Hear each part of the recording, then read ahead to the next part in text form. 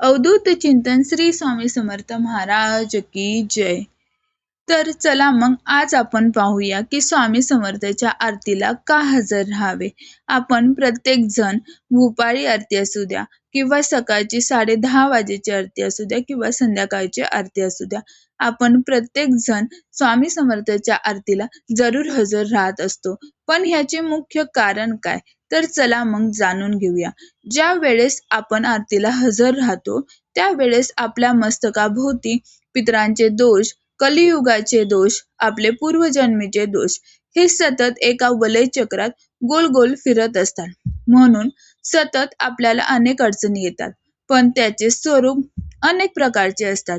जसे आर्थिक, नोकरीबाबत, विवाह समस्या, संतती समस्या, घरातील विनाकारण वादविवाद, अजून बरंच काही. पण ज्या वेळेस आपण आरतीला उपस्थित राहतो त्यावेळेस महाराजांची दृष्टी त्या वलय चक्रावर पडते आणि ते दोष हळूहळू चकवा देऊ लागतात. काही दोष कमी असतील तर त्यांना लगेच फरक जाणवतो, तर काहींना थोडा वेळ लागतो. म्हणून कमीत कमी 108 आरत्यांना तरी खंड न पडू देता, म्हणजेच मासिक धर्म सोडून हजेरी लावावी व आपले दोष कमी करावे. श्री स्वामी समर्थ. जय जय स्वामी समर्थ.